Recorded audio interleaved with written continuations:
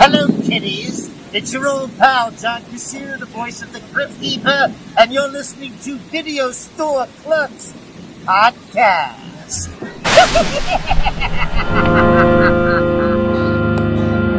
Welcome to the store.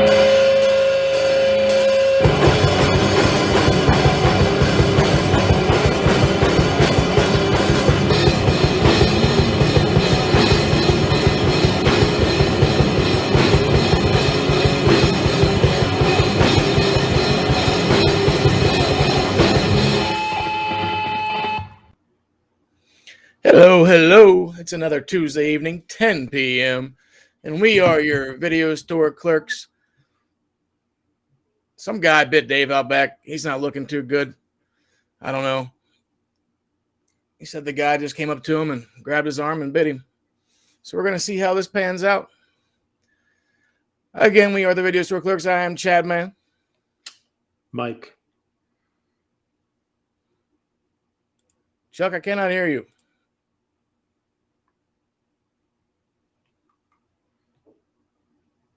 Can you be? Nope. No? Yeah. Sprechen Sie Deutsch? Oh, I might have him on mute. I do. Trying to do too much shit over here. God.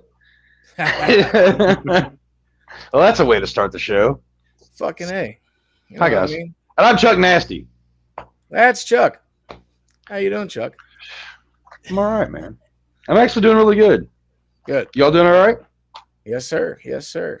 Cannot Excellent, complain. excellent. We're all doing better than Dave over here. Dave just can't catch a break. He's just looking rough over here. Oh, shit. We are your radio store clerks. Tonight we will be talking about the legendary maestro of gore, Lucio Fulci. We're going to do a little run through for Zombie and the New York Ripper. But first, if I can find the intro for the news, we are going to do the news. Ooh. Let's see what clip I hit here and if this is the right one. Surprise, motherfuckers. Surprise, motherfuckers.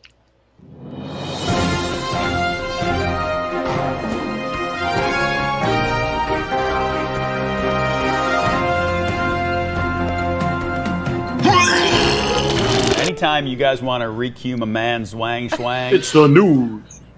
and just roll that, like literally, I don't care. It can, whenever you want to roll that in the show. God, Listen, you guys are the best. Bob is going to aspire to this now. See, because Bob, I think you could do this. I think I could. I think with practice you could do that. Swang swang. And then I will start calling you Schwang.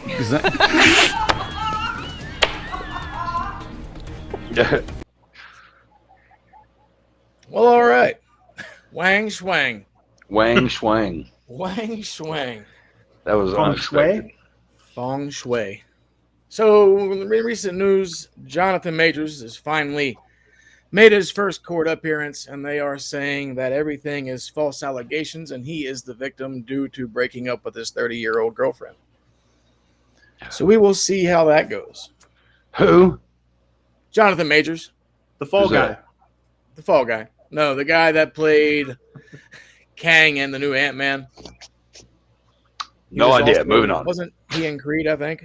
He was in Creed 3 as well. Yeah. Yep.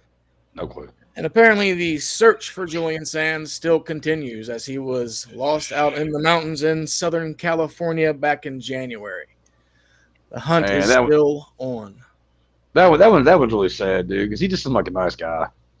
Right. And, like, I guess they wanted to wait till it got warmer out to send out the helicopters and shit like that and see if they could find a body or anything like Yeah. that. But they didn't even find anything. So, fucking knowing Julian Sands, he's probably in like some cave out there, fucking just like surviving. Like that would be like the dopest story. Is that That he's would be alive great. And he's just in a fucking cave chilling, like waiting for somebody to find him. Could you imagine the acting roles that he'd be like getting then? Yeah, he'd be out there fucking hunting squirrels and shit, just fucking eating berries, hanging out. Yeah, right. Hopefully they find him. Wilson! Hopefully Studying they spiders. find the man. Yeah. Also, the first screening of Mission Impossible: Dead Reckoning Part 1 went through, and that when like the audience loved it, and it was over the top. So we will see what happens with that. Everybody was excited to see Tom Cruise play Ethan Hunt. I don't care. I'm not a big fan of those movies. Not going to lie. I thought the third one was good, mainly just because Philip Seymour Hoffman played a really good bad guy. Right. Fuck that guy. Cronenberg finally finished production on his newest horror movie, The Shrouds. So that should be coming out hopefully soon. We'll see. I don't think I've heard about that. Yeah, he does a lot of fucking weird movies, man. No, I never heard of the movie. I never really knew. Oh, really? Yeah. Yeah, I forget what it was about. Something about there's some, I don't remember, some like newscasters looking for somebody, and then they find some crazy people, and then shit happens. Oh, Usually how it goes. Yeah, you know, like most horror movies. Yeah. And also the Craven the Hunter trailer had just dropped, starring Aaron Taylor Johnson playing Sergei Kravenov, another comic book movie coming to life. Which, from what I hear, like this should be pretty decent. Like I liked Craven back in the day. He's like I don't know. He's a badass. oh, So yeah. we'll see how that works out. Other news, Flash came out this weekend. Didn't do as well as expected. We actually went out and caught it, and in a nutshell, it's very entertaining.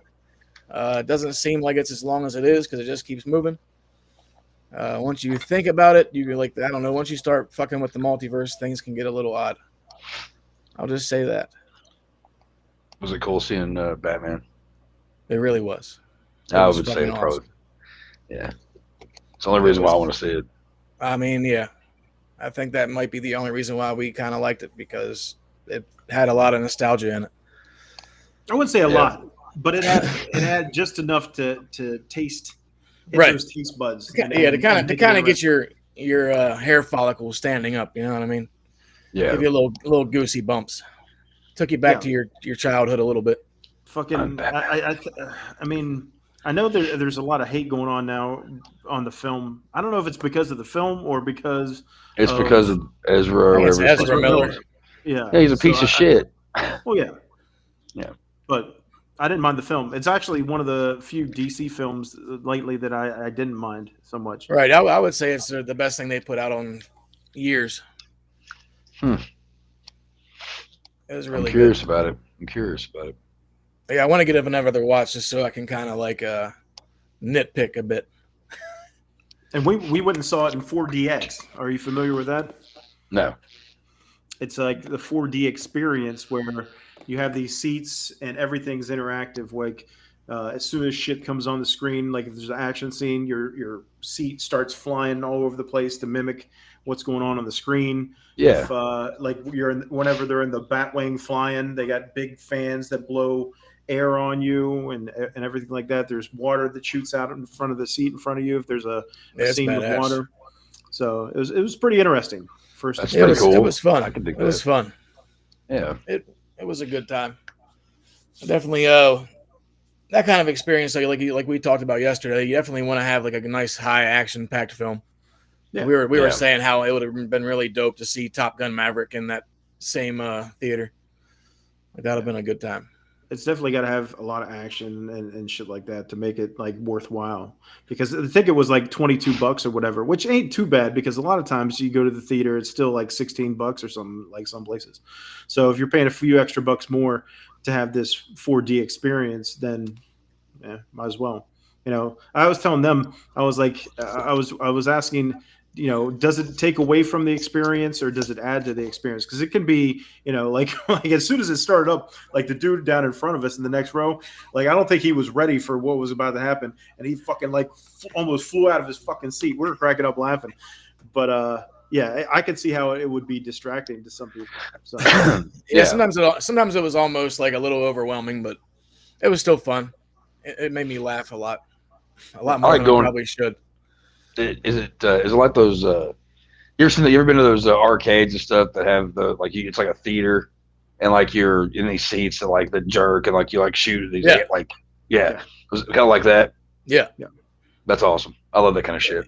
Yeah, it was like one of those interactive rides. It was pretty sweet. I can dig that. You guys have anything to add to the news that you may have heard of that I did not cross over? Nothing pops to mind. Yeah, in music news, Till Lederman, whatever, the singer of the vocalist of one of my favorite bands, Rammstein, apparently he's being accused of bad things, really, really bad things, and it sucks. Not really. That's the thing. It's like, like that guy's so fucked up. He was always. I mean, like the whole band has always been kind of sketchy. Like, I mean, I saw him live. Like, and I was kind of freaked out a little bit. But like, they're always like, those are the kind of guys that you see. Like, I don't know, like in the movie Hostel. Those are the guys that stand outside the door. You know what I mean? Yeah. Like, I wouldn't, you know. So I'm not really that surprised. I hope it comes out to be wrong. But apparently, there's a lot of stuff that's not pointing to it being false. I got some friends who are going to be real brokenhearted about that one. That's it. That's all I got. All right, so moving on to the incredible film director Lucio Fulci. Born June 17th, 1927, which his birthday had just passed a few days ago, so happy belated to Lucio Fulci. Have a piece of cake on Mike. Yeah, he's got you ready. Yum, Some what cake is that? He should have got some Trace Lee trays. I think it's just a chocolate gimmick. I don't know. You're gonna eat it? I'm going. Well, I'm not gonna eat it on air. That would be rude. Chocolate. But you know, I made a cake tonight, so I figure get some cake, vanilla. Celebrate Lucio Fulci. You know what? He would turn 96. Something like that. Something like that. What year was he born? 27. Huh? Yeah. 27. 1927. So what? It's 23. So yeah, 96. Yeah, 4 years from 100. So, man, Fulci was an interesting cat. Like, I didn't mean to cut you off, man. You were no, you're fine. Shit. I was gonna say, like, Fulci. I'm a pretty big Fulci guy, and his horror stuff. Like, I know it sounds bad, whatever the fuck, but like I don't really give a shit about his movies before Zombie. Zombie was his first horror film. Right.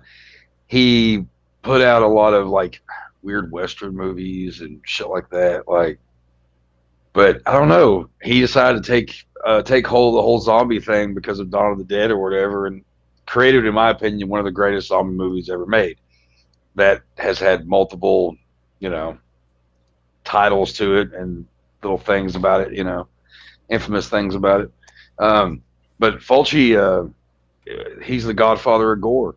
I mean, The Beyond, Zombie, House of the Cemetery, New York Ripper, Manhattan Baby, The Black Cat, Cat in the Brain, like Never Torture, was it Never Torture a Duckling or Don't Torture a Duckling or whatever? Don't Torture a Duckling. Don't Torture a Duckling. Yeah. Like Echo. Yes. But I mean, he has so many great movies. I mean, when I say great, I don't mean like they're they've deserved Oscars and all that shit. Like, no, they didn't. But in the gore category, they're great. These movies used to make me sick. Some of his movies used to make me feel ill watching. It was just like, oh, that's just so, realistic looking or whatever. I think some of the best makeup, some of the best looking zombies is in Zombie. He wasn't known to be a soft-hearted director. He had his favorite actresses that he took a liking to more than others. He was kind of an asshole in a lot of ways, in some ways, but it also depends on what actors and actresses you talk to about how he was. But, he tended to be a little more strict with the female actresses. Yeah. The one I think we talked about it before, but I think we talked about it. Did we talk about it on here? I don't know. But the girl that was in The Beyond and House for the Cemetery and all that shit, or whatever, the main chick. She was his favorite. Yeah. And he pretty much treated her better than he did any of the other actresses that were in his films. Right. And there's always this kind of running competition between him and Dario Argento, as you know, who's the Italian horror king. And honestly, I mean, like, they both have their own pedestal. You know, they have their own little place. Fulci was a little more gore, you know, as Argento was a little more psychologically, you know, fucked up kind of stuff. And it's a shame they never got to work together. They were supposed to actually. They talked about working together, and Fulci got real sick. It's actually a really sad story, but like, he got real sick, and he wasn't living in he was living in a really shitty apartment. And Argento was actually the one that paid for his funeral and all his arrangements and shit. Right. Yeah, which is kind of like weird. It's actually kind of sweet, you know, because there was this ongoing kind of weird feud with them, even though there wasn't. And the fact that Argento paid for it, that's kind of like, I don't know, that's love right there. That's respect. Well, did they got to work together on Wax Mask, technically, didn't they? Well, they were in pre-production. I mean, like they never got to really do anything, though. Well, Fulci did the screenplay, so I mean, the behind-the-scenes stuff. I mean, they worked together, but you know. Yeah. Yeah. So a little bit. Yeah, but not really. Nothing came to, like, we never saw any of it. Right. We never saw anything that ever could have taken potential. It's mentioned on that Fulci for Fake documentary. Have you watched that, Mike? I haven't got to see it yet. Okay, they talk. Argento's on there, and he talks a little bit about it. There's also an interview that's on YouTube that Argento, he's being asked about Fulci, and he talks about how they never really got to do anything because he got way too sick. They had plans. His name was thrown on a lot of stuff that he really actually had no part of. It was just he had a part in maybe an idea, a plot, but he really didn't do anything. But it was just like his way of, like, you know, tributing. Well, that, and plus if they tack his name onto it, then they're going to get, you know, make money off it because it's going to draw. Oh yeah, yeah, of course. Which is exactly what they did with was it Zombie 3? He had nothing to do with that at all. They slapped his name on there. It gets, you know. Right, but I mean, you know, a lot of people say that, you know, he exploited the Romero films and everything like that. So it's kind of you know, the lineage type deal. Yeah. Yeah. Which, I mean, but from what I was told, Romero actually, because I did ask somebody that a family member of his, that's a friend of mine, about what this family member thought about what Romero thought of Fulci, right. And he pretty much said that he didn't really have a problem with him. He kind of didn't blame him. He thought it was pretty smart how he did that. But, you know, and plus Romero knew that no matter what, he's kind of the king. So. Well, Romero tried to sue him whenever he released the movie as Zombie 2, because that's what it was called. Dawn of the Dead was called in Italy was Zombie. But then the whole thing got dropped and he didn't win. No. Like, a lot of weird, I don't know, there's a lot of weird shit to that whole situation too, though, on both sides. Right. Yeah. But it's weird because, good. I was going to say it's probably more of a horror movie pissing contest where it's like, you know, because back then it's not like they were getting fat paid or anything like that. You know, it was more about pride, I think, more than anything. Mm-hmm. Right. 100%. Definitely. Yeah, but I think Fulci actually started out as a med student before he became working in the film industry. Yep. And then he ended up dropping out of med school and then started working with Ricardo Freda. And then he ended up filming I, Lodgery, which is The Thieves, in 1959. And that's how his whole career just started from there. And then once he got into the Saul Ramiro, that's whenever he decided to take a different route and do a horror movie and then make a zombie film. Yeah. Yeah. Which, I mean, it was a good change for him. Yeah. I've never seen any of his other movies. I tried to watch I got the hair in my ass a long time ago. I was like, maybe I should go and give a watch to one of his other movies. Right. Didn't care. I mean, let's be honest. We're all, when it comes to Fulci, I'm a huge fan. He influences the fuck out of me. His movies do all the gore and all that shit. And that's what I want. When I watch a Fulci film, I'm expecting gore. I'm expecting the story to be kind of floppy. Maybe it might make sense. Maybe it might not make sense. Maybe it's just all a big puzzle, like the fucking trilogy. Whatever. There's a whole fucking thing about that. But again, you're not expecting like an Oscar-winning, movie, whatever. But they're always fun.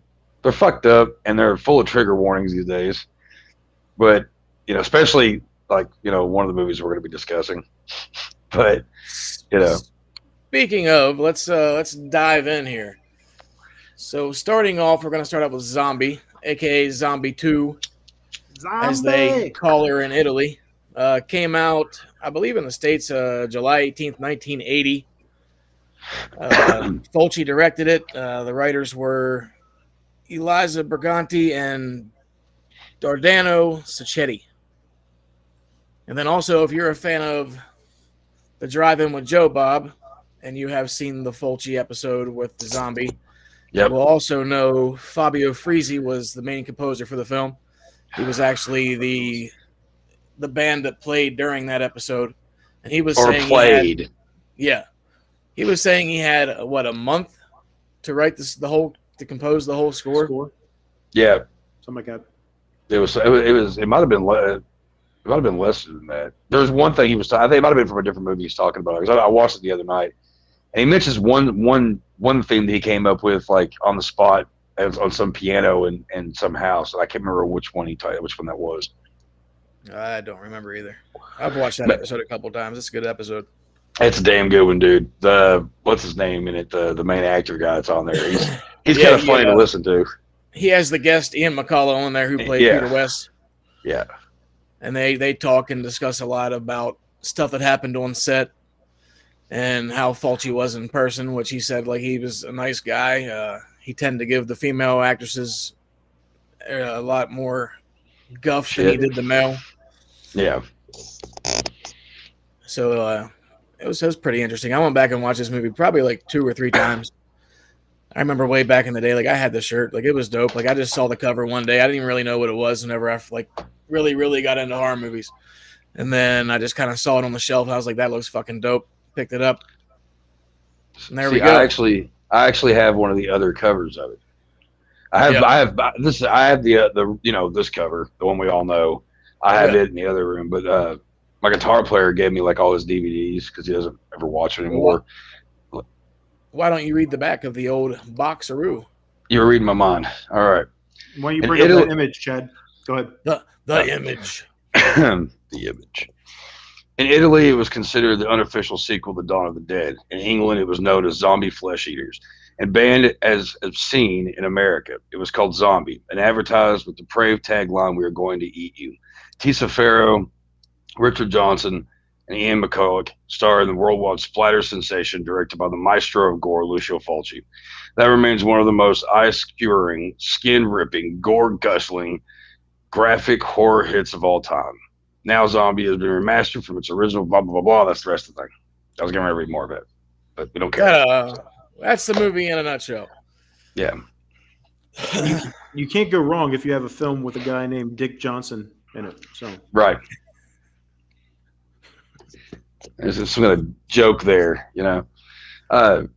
This movie, man, this one opened up some doors. Like it just like you said, it's like you didn't really, you kind of saw the cover and you were like, okay, I will. And I'd seen a couple of other movies from him, 1 or 2 other ones before I saw this one. I didn't realize that they were all the same guy. Right. And I was just hooked on it. I watched this movie a lot. I watch all his movies a lot, but or a good portion of his movies a lot. And this is one of his masterpieces. This movie is just so damn good. It really put him on the map. It did. Yeah. Because like you said, I never really seen anything pre-zombie that Fulci put out. Yeah. You know, but man, he's got such a name for it though, Lucio Fulci. Right. Like it looks good, you know. It really does. No, there wasn't too many movies that had this kind of ferociousness to it. You know what I mean? When it comes down, I mean, if you look at what zombies were before, you know, Dawn of the Dead and this came out or whatever, like they weren't as brutal. They were starting to get more brutal, and I think this one, it has some of the best effects. Like it just looks so gross from the opening scene with the gunshot, and he shoots the, you know, oh man, like it's disgusting. Like you watch that movie, it's so grimy and raw. You feel like you can smell it at times. You know what I mean? It's so wonderful. It's tasty. Yeah, the effects that Gianetto De Rossi performed and pulled off in that film, and like with all the eye imagery that they have, like that was a hard trick back in like the late 70s, early 80s. The only one really known to do it was Savini to make it actually look good, and he actually pulled the shit off. Yeah, that eye scene, dude. It's one of the most infamous scenes. I mean, it really is. Yeah, like, you once you see that, you'll never forget it. You know. No, it's brutal. There's a couple scenes in this film like that, and like you were saying, you know, the detail, the attention to detail on the zombies really took it to that next level, because it's like you look at Dawn of the Dead, Romero's Dawn of the Dead from a year before, and you know it's just people with face paint on, basically. You know, there is no detail, there is no any kind of decomposition. They're not rotting. Yeah, and in this film you get it full on. Well, that was the thing too, because he always, like, apparently whenever they were filming the movie, like his main basis was like he definitely tried to capitalize on Romero's film, since it was called Zombie Tagged in Italy. So then he came out with Zombie 2, and he always, like, for some reason referred to Romero as the Mexican. So he would always be like, the zombies have to look better than the Mexican zombies. So they just kept pushing and pushing, and then that's what they came up with. Just really bad, decrepit, decaying zombies. Which it worked. It made sense. Oh, yeah, 100%. It was dope. And then, like, whenever you see them actually, like, on the island and they're coming out of the ground and shit and have worms and eye sockets, which is the cover of the movie's pretty eerie. I mean, you get kind of, I mean, there's not too many movies that still give me a feeling. And this one has those moments where it's like, oh, it's just the whole feeling, the atmosphere, and some of this shit is just, I don't know, it's just gross. Well, just like the music with the imagery, with the zombie music and stuff, like he really nailed that shit. Like it was so dark. The score, Freezy's score is so good. It goes along with this, and it's like it always reminds me of like the spaghetti westerns. And I know, you know, Fulci was inspired, you know, he did some spaghetti western stuff and everything like that. And I feel like that was Fulci's MO, where you go back and look at his stuff and there's so many different influences. You know, it's like, you know, he gets into the horror genre and he's got the Romero influence. You know, when he was doing the Giallo films and he had the Hitchcock influence, the spaghetti westerns, he had the Sergio Leone influences and stuff like that. And he was, you know, once we go on to the Gates of Hell trilogy, you got that H.P. Lovecraft influence and everything like that. So it's like he definitely derived a lot of his work from different influences and, you know, that he enjoyed and everything like that. You can really tell once you watch his films. Yeah.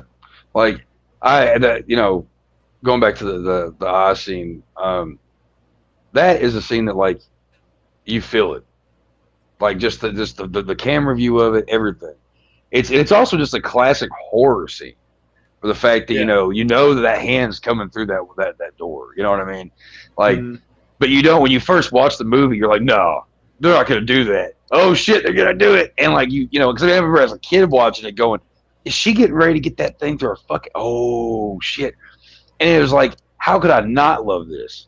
Like it's just it hurts when I had to get my shots in my eye from that fucking COVID bullshit, dude. That's all I thought about, because like I would see the needle, you know, going in, and and every time I would just think of like Fulci, and it's just so I have flashbacks now. I get PTSD from that scene now, like, and it's it's like different directors, have their, trademark stuff and everything like that. It's like you look at Tarantino and the stuff you watch and you're like, that's definitely Tarantino-esque.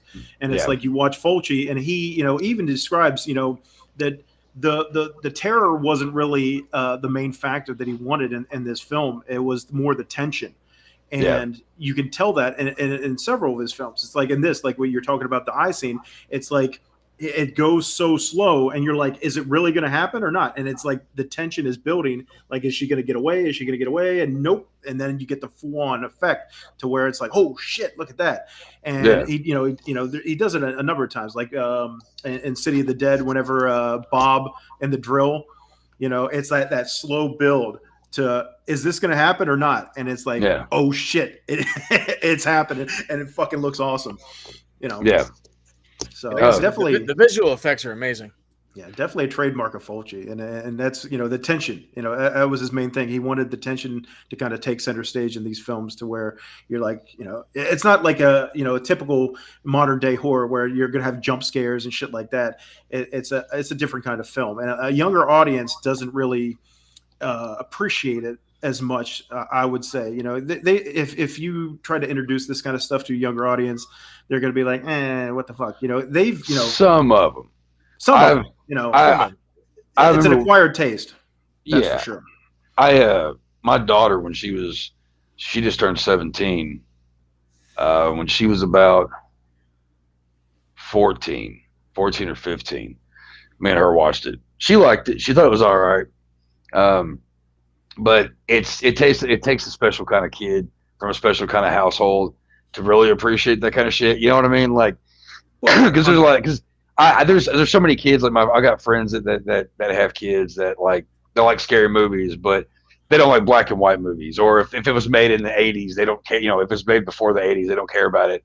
Or shit like that. And it's a real shame. But I feel like there's kind of a wave of some of these newer, the young blood out there. I feel like they're getting a whiff of some of the disgusting, nature of some of the old school and wanting it. You know what I mean? So it's tough because they have to be like a horror connoisseur, to really appreciate it. Because it's like now kids, the shit that kids, a lot of kids have just seen Terrifier. So it's like you go back and watch Fulci and all this other stuff, and you're like, oh, that's tame compared to the shit that we've seen now. So they're kind of desensitized to some of the older stuff. So like I said, you have to be kind of a horror connoisseur at a younger age to go back and really appreciate what paved the way for the films like Terrifier and such.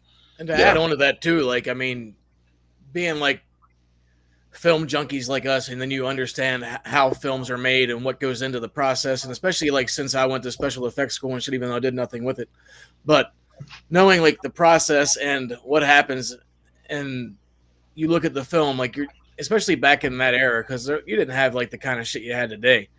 Like everything's been like enhanced and modified and just better. So I mean, back then, like you're just scraping and you're just coming up with some crazy concepts. I'm pretty sure they used a like a painted grape or some shit for the eyeball. Yeah. Like even though it looks like you can look at it and say this is fake, and that's the part of it that makes it fun and makes it like kind of humorous. It's like, oh shit, but it's the thought of like, oh wow, like that's a fucked up part of this story. You know what I mean? Like, no, it looks like it's fake, but it also gives you the realistic nature of it. Which is effective. I mean, just and then it breaks off the giant splinter in her eye, and it's just like, oh fuck me, Which this shirt I've got on, of course it has the scene right here, this little area. But it's one of my favorites. There's so many memorable moments in this movie, and this is one of the top ones. Yeah. See, every time I go back to watch this film, like I always love the eyeball scene, but I also get pissed. Because I'm like, what are you doing with your fucking hands right now? Like, well, that's another staple of Fulci films where some shit doesn't make sense. But it's like, you'll hear like people be like, Mike, you're a fucking hypocrite because you're on here fucking, criticizing Scream and all these other films for not, making sense and logic and all this. And you're putting over Fulci and all this other bullshit. And it's like, nah, dog, you gotta hear me out.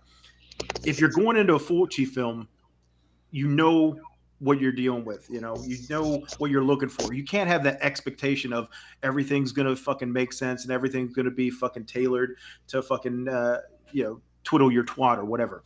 Fucking it's Fulci. It's you go in and you just have fun. It's not don't think about it. Don't overthink it because you're gonna hate it. And that's not what you want to do. And that's most zombie films these days too. I mean, that's a lot of low budget shit, period. But yeah, I've seen a lot of dumb, shitty horror movies. Yeah, man. I mean, like these like when it comes down to the zombie films, this is one that paved the way. You know, I mean, yeah, Romero was the king of it, but at the same point, I mean, Fulci really, I mean, this movie was smart. If you think about it, like, because the whole idea of this just tells you how they came to America. And the way that the whole thing is just perfect, even like, down to like the end, where the zombie walks off into the water, towards, New York City or whatever the fuck it is. And it's just like, dude, that's perfect. That is exactly what. And I think Fulci, no matter what people's opinions on it, with him, going, ooh, zombies, this could be a thing, whatever. It's perfect. He did it's a great story. It sticks. I mean, it's not confusing. It's straightforward, and it's a good story. Again, I mean, his shit doesn't always make sense. A lot of it is confusing as fuck, but you can usually kind of try to make sense of it in your own way. That's part of the fun of it. You know what I mean? You're like, but this movie is straightforward, and it's a fucking favorite. I love this shit. I mean, I've even got a pin on my hat of this movie. That's something though that I appreciate because it's like. One of the beefs I have is with modern film, they tried to fucking explain everything. They try to break it down and fucking make you understand everything. And it's like in real life, if there was some kind of fucking, you're on an island and there's fucking the dead coming back to life, you don't know what the fuck's going on. And guess what? In that amount of time that it's going on, you're not going to figure it out. And so it's like, if it's confusing, if you don't know what's going on, guess what? The fucking not the actors, but the characters in the film don't know what the fuck's going on either.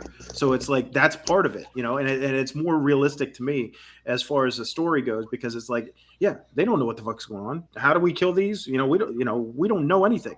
This is fucking 1980. So it's like, we haven't had fucking a whole world of cinema to where we can be like, oh yeah, we got to shoot them in the head or this or that. There is no ground rules. Yeah. This is all new.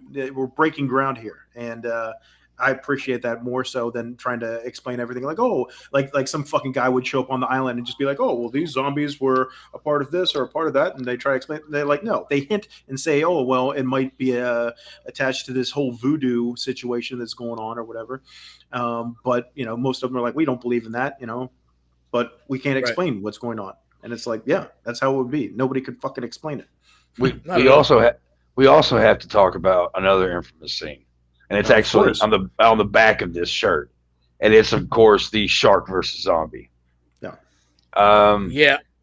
And I know what Chad. Go ahead and give the backstory on that shit because I know you've been talking about Joe Bob all night, and the old infamous underwater zombie. Yup. So this scene's fucking great because what's her face? What's her face? Is it Tisa that's under the water? No. Swimming? Who's the one swimming? It's the girl that's on the boat with the other. It's Susan. The character Susan. Oh, Retta Gray. Retta Gay. Retta Gay. Yeah. Gay. Yeah. She's underwater, swimming around, and then she sees the shark, so she's hiding up, and then. As she's hiding, she feels something grab her arm. She turns around. There's a zombie. So then she's fighting with him, grabs some reef, scrapes him in the face, and then the infamous zombie is under the water fighting with the shark, which is the fucking greatest shit ever. It's awesome. The guy who was the zombie is Ramon Bravo, who was a shark trainer or a shark enthusiast or whatnot. So he was like familiar with the shark, so he knew what kind of limitations he had there. And then he had to get close enough for the shark to actually bite into his arm. Well, take his fake arm, which had like a stake in it. And then that way the shark would bite that arm and then he could just pull it back. Yeah, Bravo was drugged up shark. he was a underwater photographer. He went down and he actually did a lot of work with tiger sharks, and then kind of bringing them to light. A lot of people didn't know about tiger sharks back then, and he did a lot of underwater photography. He trained sharks, like you said.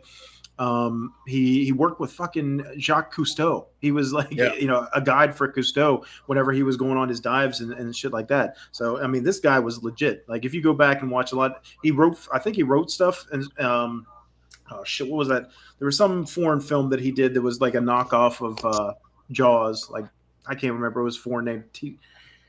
Shit, now it's going to fuck with me. Tiso Terra. I can't remember. But, yeah, he was in that. And, I don't know where I was going with that. But yeah, that guy was legit, and fucking like you said, he ended up feeding the shark beforehand. It just like loaded him up on food and then loaded him up on sedatives, and did the scene. And it's like, no matter what you think of the film overall, you're gonna be fucking blown away by this scene because it's fucking real. Right. There's no way around it. There's no CGI. Like, he can hold his breath for like 4 minutes or some shit underwater. So like they could pretty much film that whole shit without him having to get some kind of like oxygen. Yeah, it's amazing in itself. I wish we could play the scene. I know, right? That'd be nice. Man, but I think they said Fulci didn't even want to do the scene. The guy. Oh shit! I can't remember names now. The other guy who was like the second, like the AD or whatever, ended up filming it because Fulci didn't want to do it. The other guy was like, "Oh, let's do it because all the hoopla around Jaws and everything at the time, they wanted to throw in this scene of a guy fighting a shark, and Fulci thought it was going to be too cheesy, but they ended up doing it. And fucking holy shit! Yeah, it turned into one of the most memorable scenes in the movie.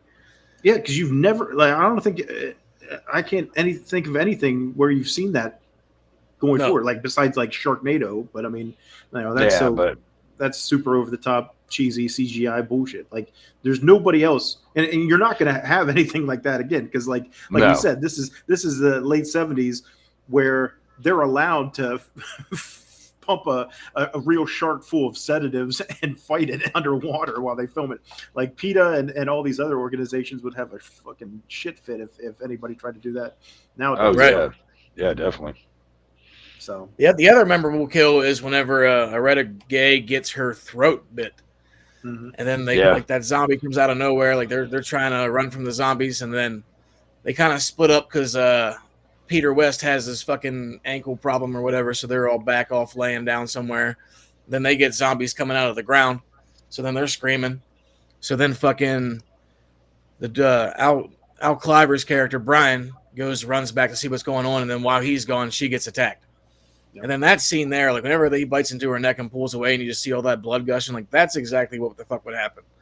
Mm-hmm. And then just the makeup they did on that and the effect they did, it just works so fucking well.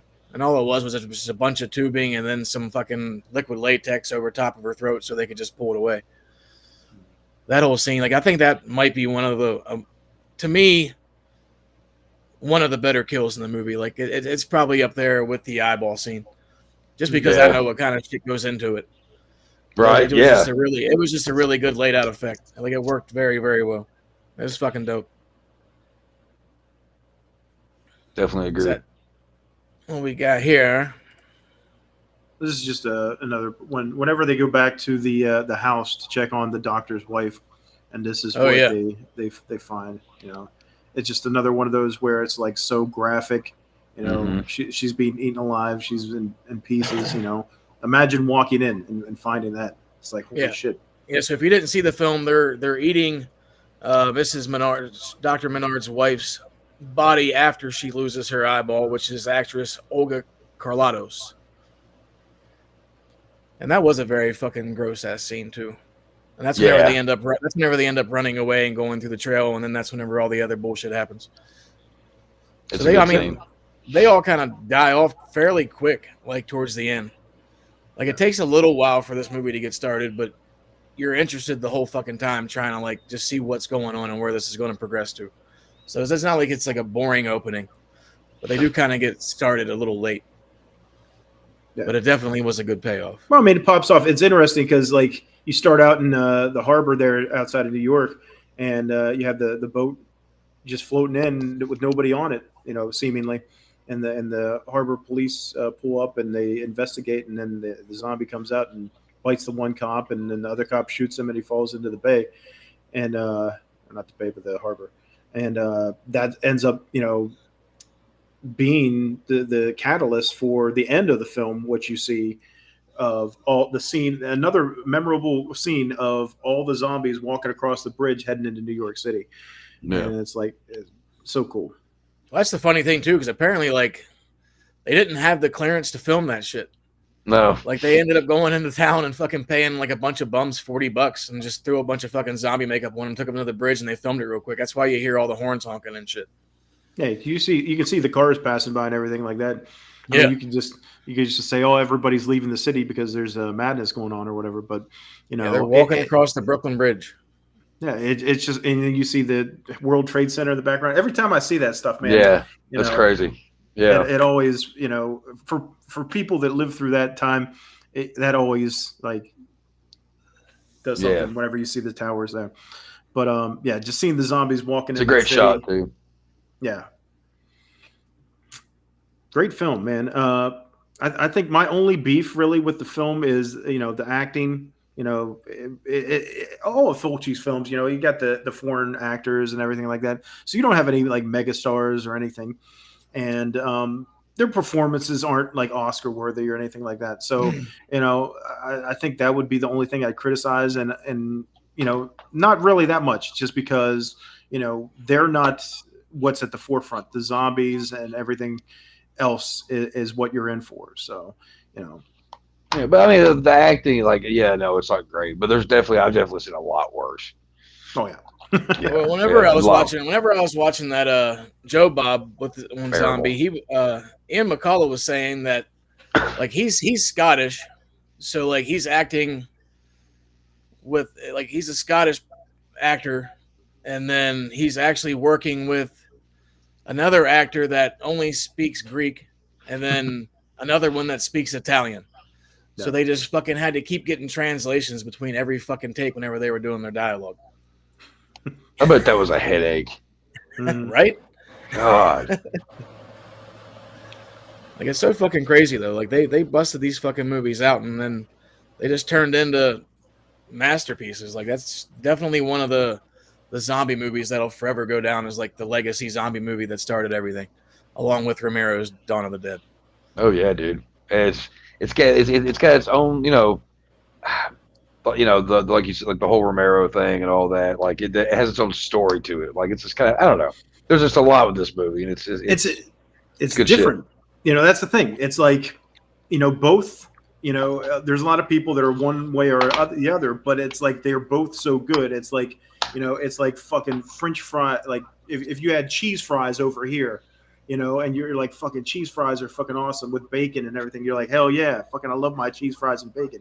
And then over here, all of a sudden, somebody shows up with some fucking poutine, some fucking French fries with gravy and fucking cheese on it. You're like, oh shit, this is fucking good too. So it's like, it's like both of them have their own, specific taste, quality and everything. That's a great example, Mike. And it's like you can enjoy both, or you can just be, hey, I love my cheese fries, or hey, I love my poutine. Whatever you prefer, but either way, delicious. Delicioso. Oh, there you go. Very, very well said. So, any final thoughts on Zombie aside from if you have not seen it, we highly, highly recommend it because it's going to change your life and it's one of the founding zombie movies ever made. Yeah. If not for that scene with the shark and the zombie. True. Yeah. If you don't care about anything else, just watch this. Go watch that scene. Go to YouTube and type in shark versus zombie, Fulci or zombie or whatever you got to do. But, yeah, definitely. All right, so let's move on to the second film of our Fulci double feature. Oh boy, the 1982 New York Ripper, the New York Ripper. Now this is back up. Oh, go on. This is Chuckster's fave underrated Fulci film. Written by Fulci, Dardano Sacchetti, Gianfranco Clarici, Benicio Manetto, and Antoine Pagan, who did the dialogue for the English version. You're doing pretty good with these Italian names. Hey, Yeah, man. shit. All my family in Philly, like half of them are all Italian. Makes Hey, sense. Bazzano. You want me to read the back of the box? Yes, sir. All right. A blade-wielding psychopath is on the loose, turning the Big Apple bright red with the blood of beautiful young women. As NYPD detectives follow the trail of butchery from the decks of the Staten Island ferry to the sex shows of Times Square. Each brutal murder becomes a sadistic taunt in the city that never sleeps. He's the killer that can't be stopped. Yes. Now, on New that York. note, Yeah. so here's the fucking description on Shudder. A killer that sounds like Donald Duck kills sexually active girls in New York. So that's two different ways you can look at it. Yeah, that's a straightforward, like, yeah, that's not exaggeration at all. Like, this movie is so fucking, I think it's such a fucked up movie. It really is. I'd never seen it until I bought it a couple years ago. It was one of those that I was like, I want to watch this, and I'd never seen it. So I just went ahead and bought it. I found it for cheap on Amazon. And, man, it kind of became a favorite instantly. Like, the whole idea of a Donald Duck sounding like, killer when he's stabbing people, he's like, wah, wah, wah, wah, wah, wah. Like, it's just like, what the fuck? Yeah. Like, it's so weird. Like, it's just it's your typical kind of like slasher, film or whatever. Honestly, it plays off more like an Argento movie, like a little bit more extreme though. Yeah. Just because Argento is mainly known for like the knife wielding psychopaths, and this one is it's just so messed up because it has that nice little twist when when you're trying to figure out like who's the killer, and when you finally do, you're like, oh yeah. But there's so much fucked up shit about this. This movie isn't just about a killer. This is a sexual fucking deviancy. Okay, there's an infamous scene. Okay, all right. First of all, there's a woman whose husband is like, I don't know the best way to put it. What That whole he relationship is. fucks me up. It's so weird. His wife goes to sex shows and audio records it for him. Mhm. And so she starts getting all turned on and shit, but she's also not trying to do anything or whatever. But you skip on down when she's starting to give in to her like little urges, and she goes to a little shop. And when she's in the shop, I don't know why I want to start talking like Gilbert Gottfried on this shit. When she's in the shop, she's sitting there, and while she's sitting there, there's these two guys that walk up. No. That'd be But, great like, if it's a show like that. Right, yeah. I don't know how good of an impression that is. But these guys just start taunting her, and something happens that I didn't know that was ever a thing. Like, I know women, like, I never understood that either when women, like, in movies, or like they're putting their like toes or their feet up to the guy's dick, and they're just trying to, like, okay, whatever. But I've never really seen it be the way, like, this movie was weird.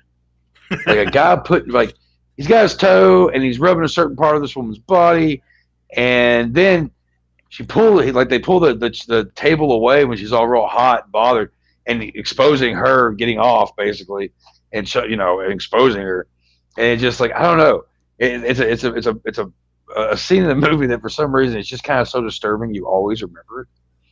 You know what I mean? A little foot fuck. You don't do foot fuck, Chuck? Foot No, fuck, Chuck. Foot no. fuck, Chuck. That might be your new name. Foot fuck, Chuck. No, that would not be my nickname. That would not be Just wiggle the big toe, brother. I'm telling you, fucking. There's been a number of interviews where fucking Tarantino references Fulci and I know he re-released the Beyond and everything like that. So Fulci's always been an influence for Tarantino, but I think this film, I think we nailed where Tarantino's foot fetish came from, and it might have been the New York Ripper.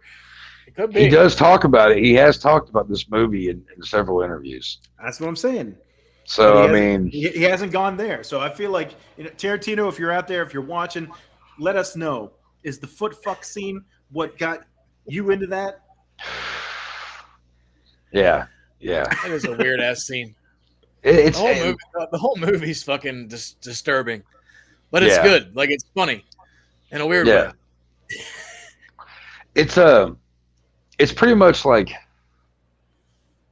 what's a good way to put this? I don't know. It's an extreme version of it. It's an extreme slasher. Like, for that time, it's got the usual shit in there that people don't always want to, because it's a little sexual assaulty.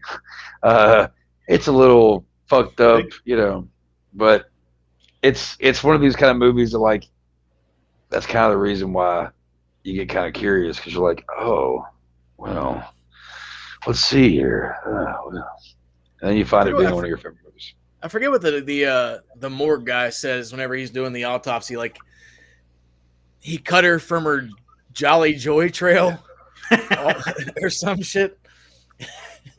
Oh my god. Go ahead.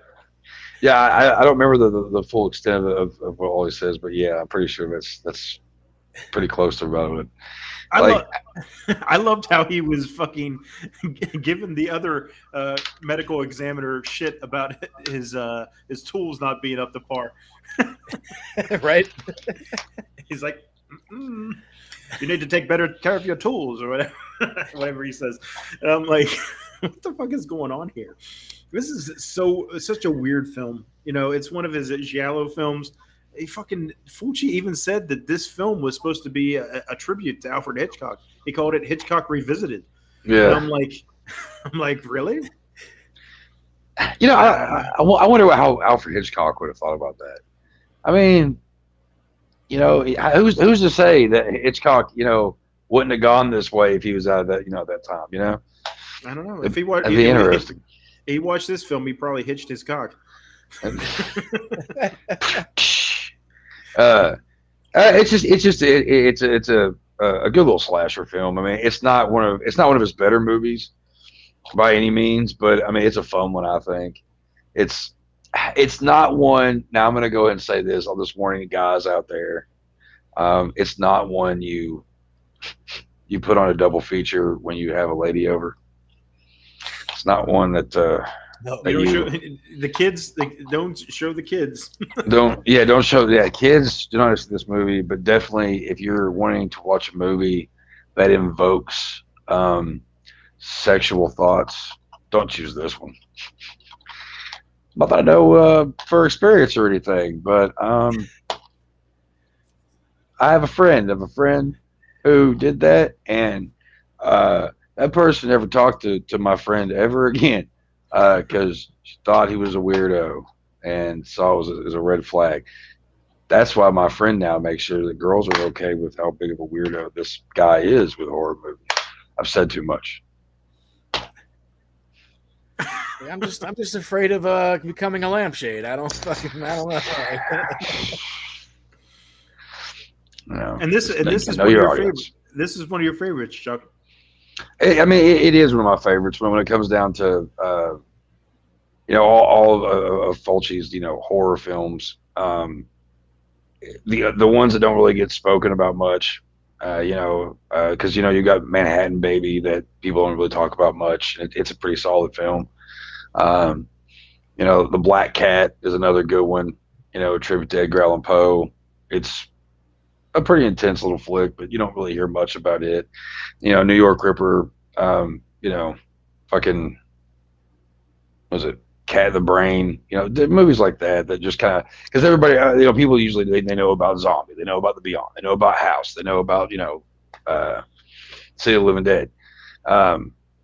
But, it's just a fun little slasher, and it's just kind of my shit. I like slasher movies. How do I not sound like a fucking weirdo? You know what I mean? Like, come on. That's what we were saying. Whenever we went to see Flash the other day, we were talking about it, and we're like, "How is this one of Chuck's favorites?"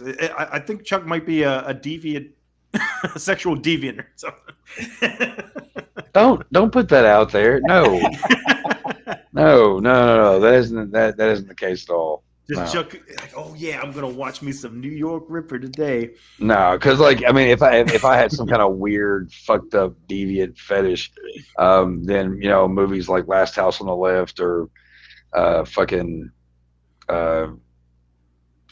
Spit on Your Grave, it'd be movies I'd watch all the time. And I Spit on Your Grave was a movie that like I try not to watch. I've been on other podcasts that have suggested. I'm like, I don't really want to go through that. Like, there's 15 minutes of graping. Yeah. That I just don't need in my life. And the fact that they remade that movie and then made another movie and then another movie, I don't know. So, no. And this is mild. This isn't really even that bad. A lot of, violence wise, it's pretty gruesome, but, and even to Fulci standards, it really isn't that gross in a lot of ways. No. But yeah, more going down the porn. It's like you're watching the sex show scene and the foot fuck scene, and you're like, was he just trying to fucking dip his toe into porn?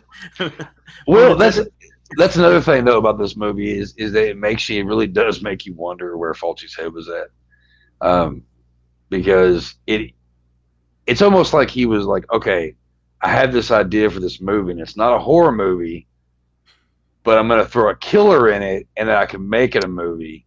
Because that's honestly what it comes off as. It comes off as like, oh, it's going to be porn. Oh, wait, there's a killer. There's blood, and now we're back on a storyline. Okay, because it does have that kind of vibe to it. It has that weird 70s type, I think honestly, I think it was kind of a too many cooks in the kitchen type deal, because you got like 4 different people doing this screenplay, and it's like, I think probably that stuff that we see with the sexual stuff and everything like that might not even be Fulci's influence there. That might be one of the other guys, that Fulci's directing it, so he's getting the brunt of all the criticism. But it's like who knows what parts were written by them or him or whatever. So it's like, I wouldn't be shocked if it was though, because especially like watch Fulci for Fake. Because they do talk, because when you really dive into how he was towards women, like his mentality was like how he was kind of, he was kind of a shitty guy when it came down to that, But so like I don't know, maybe it was just because at that time period, like, I don't know. He was a little more angry about some things. But going back to Zombie, though, like I know Ian McCullough was saying that when they were filming the scene, I think it was Loretta Gay pissed Fulci off. So he storms off and just starts eating grass or whatever. And then they were like, "What are you doing?" He's like, "If I don't eat this, I'm going to fucking eat her." I don't think he was all there at a certain point either. Like, yeah. Well, I mean, what greats are though? Well, you were talking about how he was, towards women and everything like that. I mean, they talked about how his wife committed suicide. I think it was back in like 1969. She found out she had an inoperable brain tumor and just put her head in the oven or whatever and killed herself like that. And then they said that he supposedly had a daughter. I don't know if it was ever confirmed or not. There's like different biographies saying that he had a daughter, and others said that he didn't. And she got into a car wreck and was either killed or disabled or whatever. And I feel his daughter's on the documentary. Yeah, that's what I was thinking. No, I think this is a different daughter, not the one that was like producing the stuff with him later on. This is like a different. I think he had 3. Okay, so yeah, so he had like traumatic issues with women in his life. So I mean, maybe that kind of came through later on in his films. Like definitely in this film, it's like the whole motive for the killer going around and killing all these women is because his daughter is dying and there's nothing he can do about it. And he's like trying to take away, it's not fair that his daughter has to die while all these other people get to live their lives out and they're, doing whatever. So it's like he's taking their lives away, because he feels the pain of losing his daughter. And that's like, I remember when I was watching this, I was like, that's the most fucking sad scene of the whole film is at the end where his daughter is calling him up and the phone's just ringing and ringing because he's dead. And she's like, Daddy, pick up, don't leave me alone, and you're just like, oh fuck. Yeah. So to me, like it almost made me feel like they had almost like some kind of like telepathic connection almost, because it was like she called him pretty much right after he died. Hmm. So like, I wonder if she just had that feeling like something bad happened or whatever. But then again, then this film, a lot of the shit doesn't make sense. They got to jump around from here to there. It's like what the fucking gigolo guy with the two fingers or whatever. He's the red herring for a while, where you think he's the fucking New York Ripper, but then like he's not. But why is he like being all menacing on the train and doing all these other things? It's like, and how does it relate to this other guy? And how it's like a lot. You can't apply logic to this film at all. See, I think the three-fingered guy was like the dude who kind of like, because he makes that phone call the one time and you never really know who he calls. But then like after he fucks around with the one chick he has tied in his bed, then that's whenever Duckman comes along, and then. I think Jason Alexander. No, but then like you find Duckman later in the woods with a bag over his head, and they're like he probably killed himself because he knew he was going to get pinned for all these murders. Like what I think though is Duckman didn't have the bag. The gigolo had the bag. The three-finger guy had the bag over his head. He wasn't Duckman. Yeah. Right. I fucked up. But anyway, like I think that because whenever he actually got there to kill the chick or whatever. And he found out the dude fell asleep and she got freed, that if he wouldn't have showed up, she would have got away. So then I think he actually fucking killed him and threw him out into the park and just strangled him because he fucked up. Do you think they were working together? Yeah. Possible. Yeah. Because you see like the one dude just kind of like walk by in the one street scene and he just like hands him money and he's like, all right, let's do it or whatever. And then he goes into the fucking sex shop. And then later on, after the whole sex show's done, then that bitch gets killed in the back room. Yeah. So I always figured they were like in cahoots or whatnot. It was the original Scream. Could be. There you go. Take that. They just didn't use voice mods. It's just the one dude already just sound like a duck. That's the influence. Wes Craven was like, "This is a great idea, but we got to take away the duck." Somebody out there, somebody's got to take all the Scream films and instead of the voice of Roger Jackson as Ghostface, we got to change it to Donald Duck voice. That would be hilarious. I can't even do a fucking duck voice. God damn it.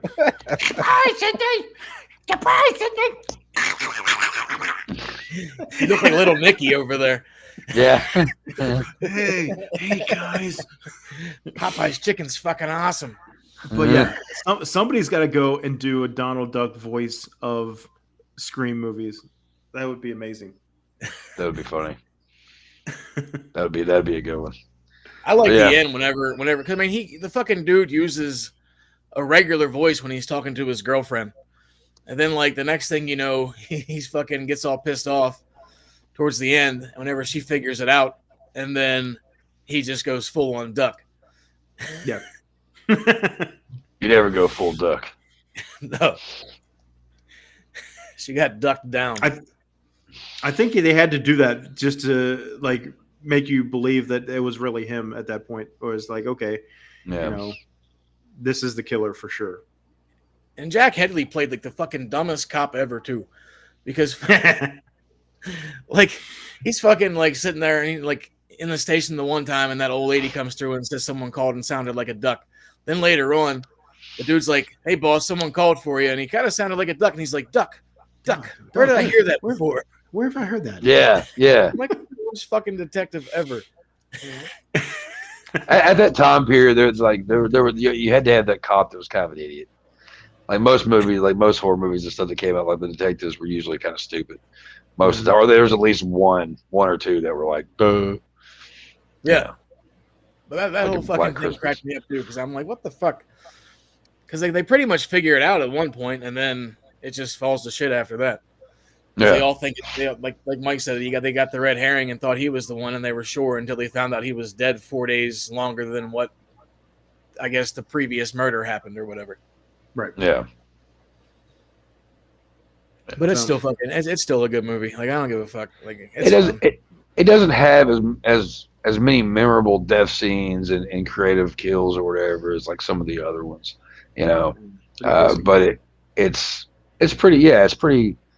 It's stab, cut, kill. You know, for the most part, and yeah, it's just if you're into slashers or you know if you're a psychopath, you know, check it out. Or if you got a foot fetish. If you got a foot fetish, so there you like them furry, or if you like switchblades. Yeah, foot fetishes. That'd be a sharp ass fucking switchblade. She guts the shit out of people like a razor blade. Yeah, the Ripper. What do we have here? Oh, just a picture of Fulci. Fulci. There he is. So if you don't know Fulci what Fulci lives. looks like, there he be. Yep. They said his last appearance was like at a Fangoria in like 1996 up in New York City. That would have been fucking sweet to go up there and meet him. Yeah, they said that he had like real bad diabetes, and that's how he ended up passing. Was he forgot to take his insulin shot before he went to sleep and just never woke up. Yeah, his arm or his leg, one or maybe both of them, were in casts. He was in a wheelchair before he died. His health got really shitty. Yeah, and yeah, he pretty much he once his health was starting to go downhill, and he really didn't do anything to stop it. It took off, and it was pretty much a matter of no time. And he was sick for a while, but when it got bad, it was like, you know, it's a shame. It was a real shame. And apparently, like he went to that convention, and he didn't even realize that he was had a cult following in the United States. It was like a surprise to him. It was like, oh shit. Yeah, he was definitely bigger than he realized. Yeah. For sure. Yeah, I think it's in that documentary maybe where it might show footage of him there or something I watched, or like they're talking about how it overjoyed him and they hadn't seen him that happy in a while, just like knowing that people actually gave a shit or some shit. Yeah. I'm pretty sure it's in that, but yeah, like I mean that has to be good. I mean that's a lot better of like a surprise than the guy that made Troll 2. You know what I mean? Like, because you know Fulci comes over, everybody like loves him. They worship him, you know. All the, you know, they're like all the horror fans are just like, dude, you don't understand it. Ain't, you know, it's great. He gets all kinds of praise. The director of fucking Troll 2 goes to a fucking a night showing of it, and he does a whole thing and finds out that his movie is considered like the worst horror movie ever made, and like he threw a fucking. I mean, that would be horrible to find out, but yeah, Fulci didn't get that. Fulci got the honor that he deserved. Yeah. The love he deserves. Any last words on the New York Ripper? Watch it. Or don't. The choice is yours. As usual, we do have a clip of the week that David was nice enough to throw one here for us. Throw in the old mail slot. So he threw up some new things, so I'll click the old button and see which one we land on. Let's see what he threw up.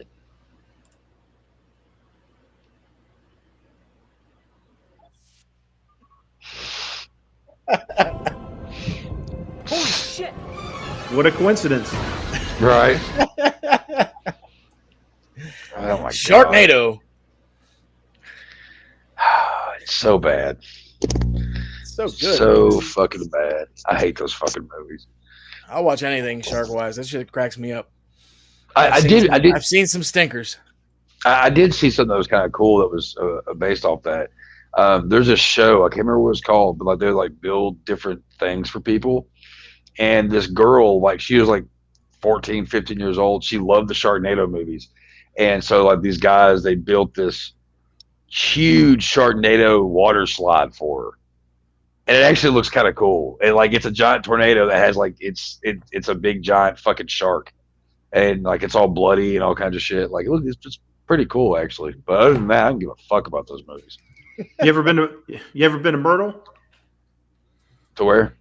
Myrtle Beach. Yep. When I was little. Yeah, they got a gift shop with a big shark edifice. You walk through its mouth to go inside. Made by Bob Duwato. I was real little when I was there, but if it was there when I was there, I'm sure that I was there. I went through it, maybe. I was a kid. I mean, I was tiny. And that would sound like something my dad would be like, oh, we gotta do this. So I figured I probably have seen it. I just You don't remember that, Jed? No. Fuck Bob Duwato. Remember before the big fight scene? Eastbound and Down. That's an Eastbound and Down reference for anybody doesn't get it. What season was that? Ooh, was that Three, I think. Oh, okay. I haven't seen past the second season. Oh, I love that so show, good. but Oh, That shit's man. so good. you can't beat that first season though. That first season's great. I've I watched don't that know. multiple. I really love the last season. A lot of people criticize it, but I love that last season where he's got all this money and he's just acting like a goddamn idiot. And then I feel like that would be me. How many seasons are there of that show? 4. 4. 4. Okay, I do need to finish that. That is a good show. It's like if I got unlimited amount of money, all of a sudden, I'd be opening taters and tits in our local mall. That sounds like a- Vixens. That's for another episode. That is another episode. So there you have it for Fulci's double feature with Zombie and the New York Ripper. We are your video store clerks, and we will see you next week. What are we doing next week? As I'm pretty sure we're going to be touching on the Indiana Jones films. Are we? I believe so. Yep, we got the upcoming Indiana Jones and the Dial of Doom. Nice. Released All right. June 30th. Dial of Destiny is what it's called. Yeah. But yeah. So It can't it's be coming out. worse than the last one. So yeah, Okay. we got Indiana Jones coming out. We got to talk about the franchise and get kind of fired up for that new shitty film coming out. Yeah. Ugh. I'm actually I always love those movies, but I didn't really care for the last one too much, and this one I'll still watch it because I mean, Harrison Ford, he still kicks ass. Yeah, you gotta it's watch like, huh? I said you got to watch it. It's like You see one, if you see one, you got to see them all. If it's coming down to a franchise, and this is going to be the last time Harrison Ford plays Indiana Jones.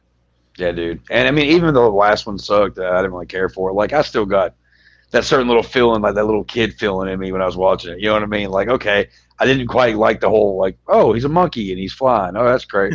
That was stupid.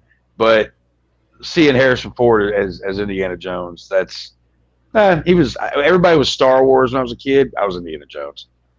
You know what I mean? That's just how it was. So, like, I'm kind of excited about it, but I'm also like, God. And it's that intangible. We'll talk about it next week, I'm sure. But it's like as soon as you see Harrison Ford and that music kicks in, fucking, you get chills. Yeah. It takes you back. Yeah. John Williams kills it once again. All right, guys, there you go. So next week we'll see you at the same time, same channel, same day. I think Chuck had something. I am getting there. Okay, well you're doing a sign off thing, so just making sure. Sorry. Damn. But before we go, there you go. Shit. All right. What do you cats got going on? Well, what do I have going on? I don't know. So I've got my first book is coming out, and it's not the book. That's not the book coming out yet first, actually. That's the novella. Oh, that's the novel. Okay. The novella is coming out because it's coming out first, either before this weekend or before my weekend's end. Because there was kind of a snag with House of Flesh. It's getting done around the same time as well. There we go. Thirsty. This is my first novella, my first book release.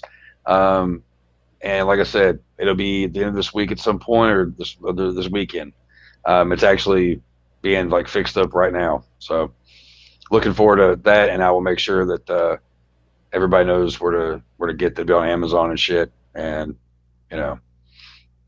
yeah, I'll be posting it on the site too. It's all of it. And House of Flesh will be out. It's the novel, and it will be out in the coming weeks after Thirsty's out. So yeah, really excited about it. A lot of good things coming. And I've got some other writing projects going on too that I'm not going to mention yet, but I'll get to that at some point. But if you're into extreme horror, when I say extreme, like don't if you got triggers, then stay away from it. But if you like extreme, and if you like the fucked up, and if you're a fan of New York Ripper, check out my shit. Chug Nasty will be out soon, and I'm off running because I'm a writing monster. Goddammit. I like it. Yep. Michael or Michelle, I should say. In Italian is Michelle. But yeah, it's true. You can check out Leasure Trading Company over on YouTube, also on eBay and Facebook as well. All that fun stuff we have over there. Stuff for sale, stuff to check out, content, from my travels and whatnot. I need to get more shit up on there. I've been slacking on that, but I'm fucking busy, so give me a break. They're both fucking busy. Whoop whoop. Again, we are your Radio Store Clerks. Come see us next Tuesday at 10 p.m. to talk about the Indiana Jones franchise as we get ready for the new Indiana Jones June 30th. We will see you next week. I'm Chad Man. I'm Mike. Mr. Nasty, if you're nasty. Nasty. Foot fuck Chuck. Foot fuck Chuck. Nasty. Nasty fuck. Nasty fuck. Woo. All right, we are out. We will see you next week.